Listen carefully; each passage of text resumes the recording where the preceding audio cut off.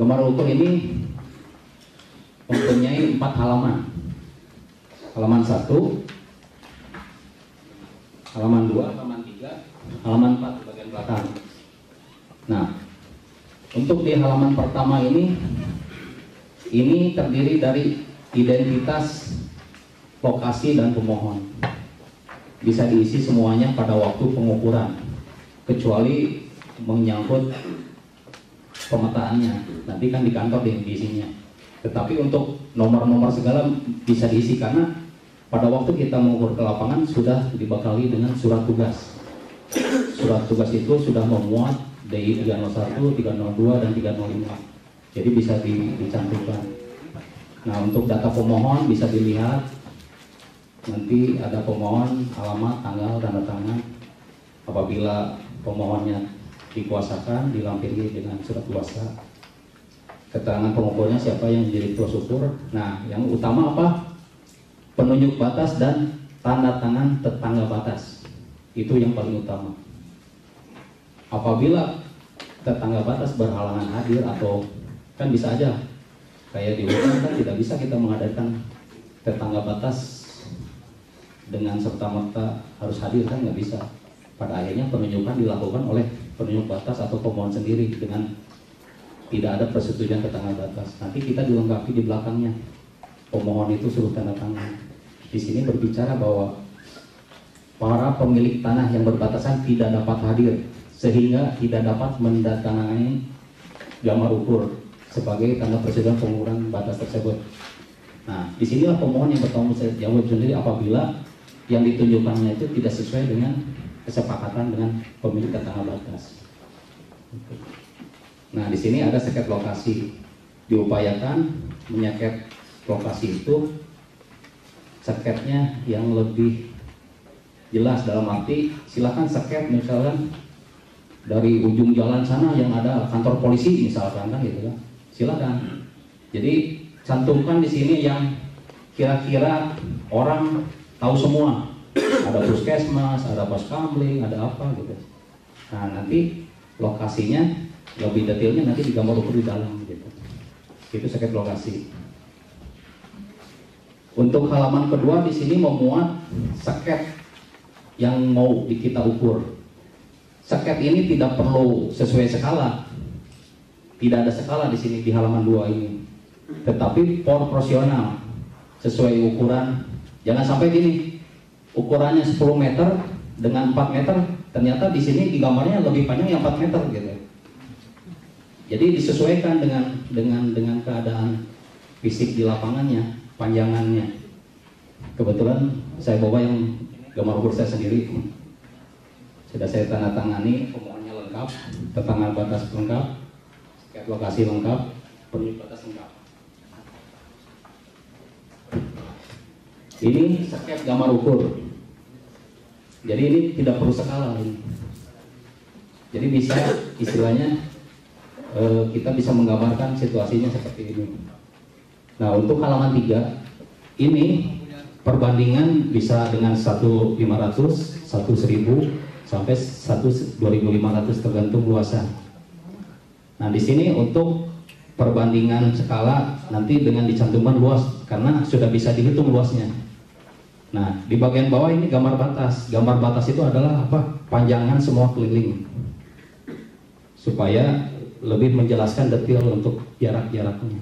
Diserahkan ke bagian pengolahan data untuk dijadikan peta bidang tanah. Tetapi peta bidang tanah ini melalui proses plotting dulu. Gambar ukur di halaman 2 tertera untuk seket gambar ukur. Nah, seket tersebut bisa digambarkan tanpa skala karena ini hanya merupakan seket, tetapi digambarkan proporsional secara jaraknya. Artinya apa? Jarak ini ke sini 24 meter dengan ini ke sini 10 meter. Berarti lebih panjang ini, jangan sampai yang 10 meter lebih panjang daripada 24 meter. Itu yang pertama. Dan di sini dicantumkan teknik pengukuran, mau dengan pita ukur ataupun dengan total station. Artinya apa? Bisa dikombinasi. Nanti dicantumkan di sini secara detailnya atau dengan angka ukurnya. Nah, dari sini baru kita bisa olah dengan ke halaman 3, yaitu biasa kita sebut dengan kartiran. Nah, di kartiran ini bisa kita menggunakan skala. Bisa dari mulai skala 1/500, 1/1000, ataupun 1/2500. Tergantung nanti luas tanahnya yang diukur. Nanti dari perbandingan ini terdapat perhitungan luas, bisa dihitung luasnya. Bisa kita cantumkan luasnya karena sudah fix untuk dihitung. Di halaman 3 kita mendirikan poligon. Ada poligon 1, ada poligon 2. Di sini ini tanah kosong. Berarti dari 2 poligon ini sudah bisa kita amati seluruh sisinya. Adapun ini hanya angka ukur pada waktu didapat dari hasil penggambaran melalui total station. Jadi untuk gambar ukur ini diukur hanya menggunakan satu metode, yaitu terrestis dengan menggunakan TS. Ini ada pendaftaran juga tahun 2013. Nah, di sini dicantumkan nomor berkasnya. Ini hanya sebagai data tambahan aja. Tetangga batasnya pernah mendaftarkan juga sertifikat dengan nomor berkas sekian. Alangkah lebih bagus ini dicantumkan nomor hak atau NIB apabila sudah benar-benar terdaftar di kantor pertanahan. Kita berdiri di sini. Ini melakukan pengukuran dari poligon ini 1, 2, 3, 4, 5, 6, 7, 8. Nah, untuk detail selebihnya kita pindah alat ke sini melakukan pengukuran. Jadi ini hanya menggunakan 2 poligon yang dilaksanakan melalui pengukuran terrestris. Ini format 112A. 112A itu untuk format pencantuman data ukur di lapangan. Yang kita cantumkan di format ini hanya azimut, ini kemiringan, lereng, ini jarak. Hanya 3 item saja yang dicantumkan di format 112A. Untuk selanjutnya nanti dilakukan perhitungan secara sistem. Nah, untuk bidang ini dilakukan 2 koordinat P1, P2. Nah, P1 ini detailnya seperti ini sampai 27. Untuk P2 di sini detailnya sampai 36. Jadi pengukuran menggunakan 2 titik dengan bidang terukur di masing-masing titik ada detailnya. Ini yang saya lihat seperti ini menggunakan PP10 karena masih ada garis 2, garis 1 pakai diagonal. Ini PP10. Kalau PP24 kan cukup di tengahnya aja nih. Ini misalkan 20 meter huruf di PP24 gitu. Nah, untuk keadaan batas, kalau tembok, kalau di PP10 kan di merah. Nah, untuk pengukuran kombinasi meteran dengan TS. Kalau meteran dicantumkan dengan meterannya, kalau TS dicantumkan detailnya saja. Dengan ID silakan, itu kan detail, silakan bapak-bapak misalkan mau poligon di sini misalkan P1, ini bidikannya A, ini B, ini C, ini D. Adapun misalkan poligon ini hanya bisa membidik dua sisi, 2 titik. Berarti kita kombinasi dengan meteran. Catatannya apa? Poligon ini bisa menggambar 2 titik ini. Sementara ini kan belum bisa nih. Berarti kita ambil diagonal. Misalnya ini sudah tergambar kan, berarti ambil diagonal. Ini berapa? Misalkan ini 5 meter. Ini berapa? Misalnya 15 meter. Nanti dengan 2 titik ini di circle kan dapat ini. Ya kan? Baru di extend. Berapa? 20 meter. Baru dapat ini kan? Nah, ini dengan ini nanti kan ada jaraknya 3 meter. Baru dapat ini gitu. Itu kombinasi. Beda lagi dengan RTK. Kalau RTK nggak perlu kombinasi, dengan berdiri di semua titik kan udah dapat koordinat. Cuman penuangan di gambar ukur bisa dilaksanakan dengan lampiran, dengan koordinat. Di sini cukup dengan ID-nya saja, misalkan 1, 2, 3. Di lampiran saja nanti dicantumkan. Nah, untuk khusus untuk kombinasi meteran dengan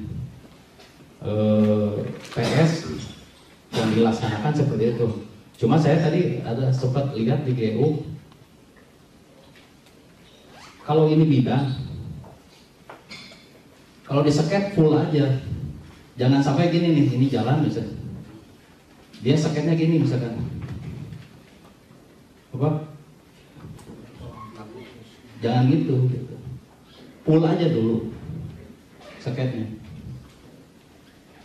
Jadi menandakan bahwa bidang yang diukur teh ini gitu. Nah, nanti baru kalau diagonal, berbentuk diagonal, baru kita di kurung buka, kurung tutup. Dan penulisan angka ukur seperti yang dijelaskan sama. Mau syarat jarum jam, tutup 1, tutup 2 boleh. Atau mau di tengah. Kalau misalkan tanahnya ke sini nih. Ini kan bisa di triple, bisa untuk tambahan data ukur. Jadi kalau tutup 1 misalkan, kalau dari sini 5 meter, berarti ini 10 tutup. Berarti 10 ini dari sini. Kita udah pasti tahu. Terkadang kalau diagonal itu banyak boleh, tetapi kebanyakan suka kita bingung kan. Kadang-kadang begitu digambar dari sini beda, dari sini beda. Makanya kalau mau data tambahan yang terlalu banyak, gitu. Minimal 2, maksimal 3 lah. Nanti sebagai referensi aja untuk cross check, gitu. Kalau poligonnya banyak, digambarkan dengan triple dan dengan warna merah. P1 pindah ke sini, P2 pindah ke sini, P3 ke sini, P4. Nah, ini triple digambarkan. Ini P5.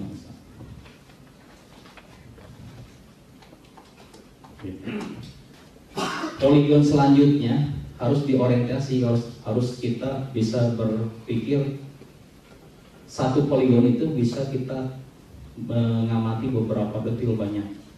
Jangan sampai satu poligon satu titik mubazir namanya. Diupayakan bisa. Jadi kalau menggunakan TS itu minimal kan 3 orang ya.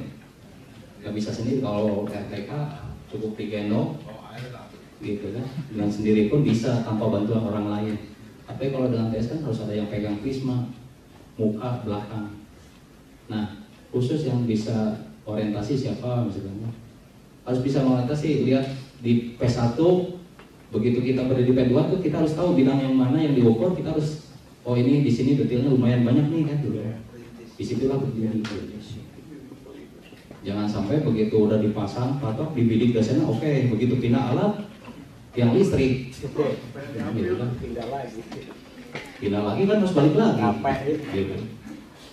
Makanya diupayakan orientasi secara maksimal. Mana sih yang mau bidang yang diukur? Masih mending 1. Kalau yang diukur misalkan sistematik 10 bidang, kita harus tahu di 10 bidang itu mana gitu ya. Gitu. Kalau sawah 10 bidang 1 berdiri boleh. Polar namanya. Dengan azimut jarak pun jadi gambar. Gitu. Tapi kalau dengan poligon kan nanti harus kita lakukan perhitungan poligonnya. Nah, yang ketiga, diupayakan kalau menggunakan TS itu si bidang yang mau diukur itu tetap, kalau diupayakan patoknya itu terlihat. Jadi supaya mendapatkan koreksi baik itu betul-betul ke titiknya gitu. Jangan sampai kan prisma bisa goyang gitu kan. Goyang segini aja kan udah kehilangan berapa derajat gitu. Ini salah satu contoh. Ini jalan. Ini bidang yang diukur. Utara, timur, selatannya itu bukan kali, selokan. Tetap kita gambarkan selokan. Apalagi kali gitu. Selokan kecil aja kita gambarkan. Nah, ini bangunan misalnya. Nah ini bangunan